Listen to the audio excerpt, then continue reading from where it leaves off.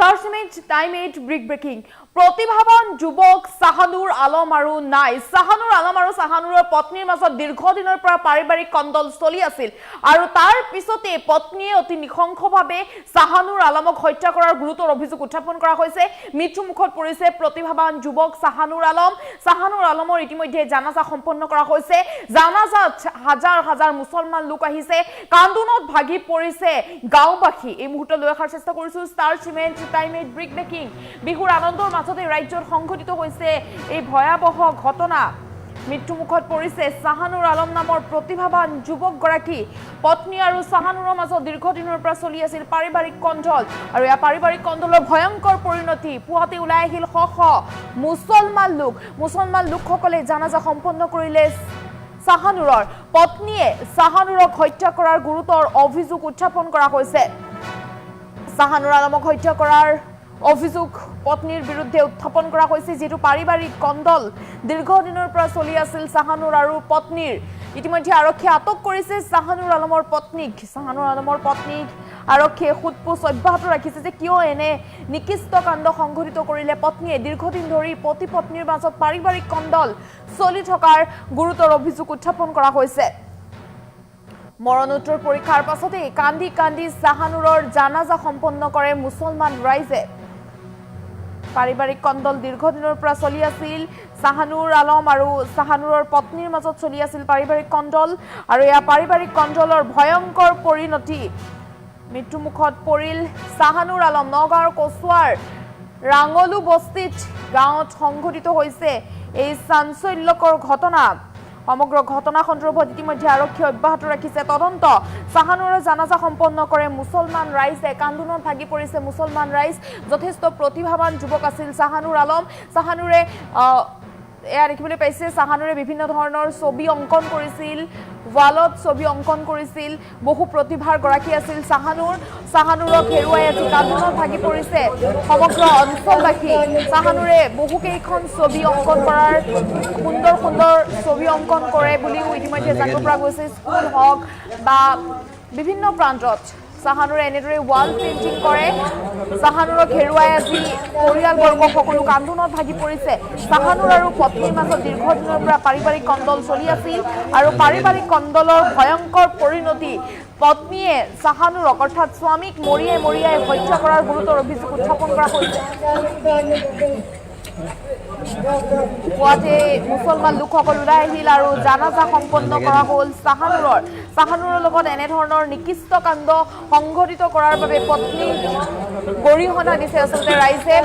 সাহানুৰৰ ইতিমধ্যে মৰণোত্তৰ পৰীক্ষা কৰাৰ পিছত জানাজা সম্পন্ন কৰা হয় কান্দোনত ভাগি পৰিছে মুছলমান লোকসকল কচুৱাত এই ঘটনা সংঘটিত হৈছে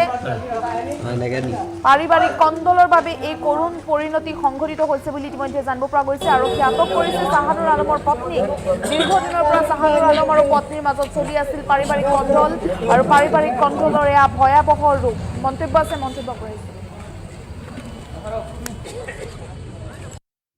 সাহানুৰ আলম নামে যাৰ পৰিচয় যোৱা ইংৰাজী 11 তাৰিখে আকস্মিকভাৱে তেওঁৰ ঘৰত বিয়োগ হৈছে বুলি আমি শুনা পাইছোঁ কিন্তু ইয়াৰ মেইন ঘটনাটো হ'ল পূৰ্বৰ পৰাই তেওঁলোকৰ পাৰিবাৰিক কেছকাল আছিলে বিভিন্ন ধৰণৰ হাই কাজিয়া হৈ থাকে পুত্ৰ বোৱাৰী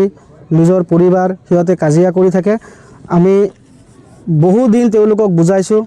অৱশেষত চাইছোঁ যে আমি কণ্ট্ৰল কৰিব নোৱাৰোঁ আমি অলপ বিৰত আছিলোঁ যোৱা 11 তাৰিখে এক ভয়ংকৰ ঘটনা হৈছে এটা পূৰ্ব পৰিকল্পিত বুলি আমি সন্দেহ কৰিছোঁ এই কাৰণে সন্দেহ কৰিছোঁ যেতিয়া মানুহজন ঘৰত গৈ পাইছিলে ওচৰ চুবুৰীয়া মানুহে কৈছিলে যে সাহানুৰ আলম আৰু পৃথিৱীত নাই মাটিত বাগৰি আছে পৰি আছিলে আৰু সেই সময়ত আমাৰ পৰিয়ালৰ মুৰব্বী আমাৰ বৰদেউতা গৈছে নিজৰ মা গৈছে আৰু পৰিয়ালৰ মানুহ গৈ চালে যে তেখেত তাতেই মৃত্যুবৰণ কৰিছে পৰৱৰ্তী সময়ত তেওঁ হস্পিটেললৈ অনা হৈছে হস্পিটেলত লগে ডক্টৰে ডেড বুলি ঘোষণা কৰিছে আৰু আমি আইনী প্ৰক্ৰিয়াৰ দ্বাৰা আমি কচুৱা আৰক্ষী থানাক আমি সমজাই দিছোঁ আমি PM কৰাবৰ কাৰণে পঠাইছোঁ PM কৰি আনিছোঁ এতিয়া অফিচিয়েলি যেটো PM ৰিপৰ্ট হয় তাৰ ওপৰত আমাৰ আস্থা বিশ্বাস সম্পূৰ্ণখিনি আছে আমি আৰক্ষী থানাক গতাই দিছোঁ গতিকে আইনী প্ৰক্ৰিয়াৰ বাবে যেনেদৰে যাব লাগে আমি আইনৰ ওপৰত আস্থা বিশ্বাস ৰাখি আজি আমি এজাহাৰ কৰিছোঁ এজাহাৰ কৰাটো অলপ দেৰি হৈছে পলম হৈছে এই কাৰণেই যে আজি আমাৰ ইছলামিক ৰীতি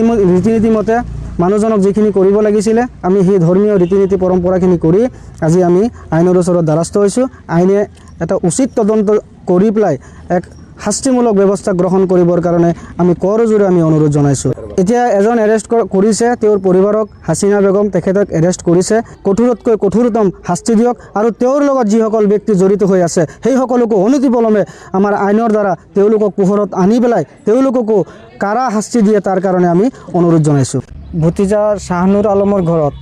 এই কেছকালটো তেওঁৰ পৰা পাৰিবাৰিক সমস্যা সদায় হৈ থাকে। সেই হিচাপে আমি ধৰ্মীয় কিছু কাম কাজৰ ক্ষেত্ৰত আমি আৰু অকণমান পলম হ'ল, সেইকাৰণে আমি আইনৰ দ্বাৰস্থ লৈছোঁ। আজি ইজাহাৰ কৰিছোঁ। আইনৰ ওপৰত আমাৰ বিশ্বাস আশা আছে যে আইনে আমাক ন্যায় দিব। সেইবুলি আমি আমাৰ পৰিয়াল মানুহ আজি একেলগত গোট খাই পেলাই আমি আজি কোচুৱা থানাত এজাহাৰ দিছোঁ। কোচুৱা থানাৰ বাৰপাত্ৰ মহোদয়ৰ ওপৰত আমাৰ এটা আশা আছে যিহেতু আমাক আইনৰ জৰিয়তে আমাক ন্যায় দিব বুলি। ভতিজা শাহনুৰ আলমৰ ঘৰত এই কেছকালটো তেওঁৰ পৰা পাৰিবাৰিক সমস্যা সদায় হৈ থাকে। সেই হিচাপে আমি ধৰ্মীয় কিছু কাম কাজৰ ক্ষেত্ৰত আমি আৰু অকণমান পলম হ'ল, সেইকাৰণে আমি আইনৰ দ্বাৰস্থ লৈছোঁ। আজি ইজাহাৰ কৰিছোঁ। আইনৰ ওপৰত আমাৰ বিশ্বাস আশা আছে যে আইনে আমাক ন্যায় দিব। সেইবুলি আমি আমাৰ পৰিয়াল মানুহ আজি একেলগত গোট খাই পেলাই আমি আজি কোচুৱা থানাত এজাহাৰ দিছোঁ। কোচুৱা থানাৰ বাৰপাত্ৰ মহোদয়ৰ ওপৰত আমাৰ এটা আশা আছে যিহেতু আমাক আইনৰ জৰিয়তে আমাক ন্যায়